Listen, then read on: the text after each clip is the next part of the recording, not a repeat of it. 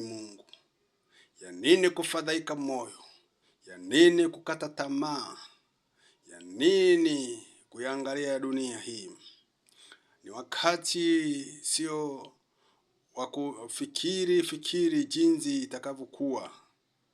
Ona kwamba rohoni una nguvu za ajabu. Mwili unawaza kufa, lakini roho inawaza kuwa hai. Sasa ni wakati wa kujikabidhi kabisa mbele za Mungu. Hali iliyopo kwa sasa sio hali iliyo shwari. Mambo yamekuwa ni magumu. Kama hujajua kama kanisa limeingia katika dhiki, bado hujaingia rohoni, bado hujatazama mambo ya ulimwengu.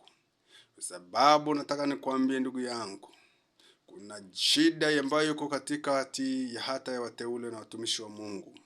Hii imesonga kanisa. Michango makanisani, wanawaza kujenga majengo, wanawaza kujenga na kununua au kununulia watumishi wao vitu vya thamani, aidha magari, na kuwajengea majumba. Lakini wakasahau kuna masikini na wapweke ambao wanahitaji msaada wa kiroho na kimwili pia. Paulo anasema, ikiwa umemhubiria mtu mmoja, alafu akamwambia kakote moto, je, ina faida gani? Ikiwa kama kwamba mtu ana shida ya chakula, mpeni chakula. Ikiwa kama kwamba mtu ana shida ya nguo, mpeni nguo. Ikiwa kama ana shida ya kiroho, mjali kiroho. Ikiwa kama ana shida ya kimwili, msaidie pia kimwili. Hilo ndo kanisa. Lakini la sivyo, tutakwenda katika njia za wale waliopotoka.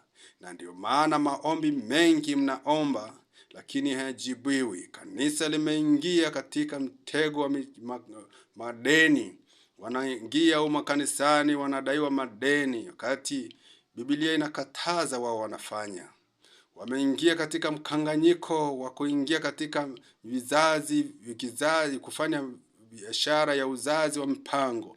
Nayo neno la Mungu limekataa. Wakajidai wajeuri na wajuaji. Mungu kawaacha wakaenda katika tamaa zao. Yesu akirudi atakukuta huko katika hali gani?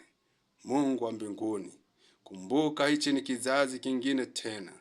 Usitazame hivi tu ukanyamaza, bali tunahitaji ukombozi wako. Fungua akili zetu, mawazo yetu, mienendo yetu na tabia zetu.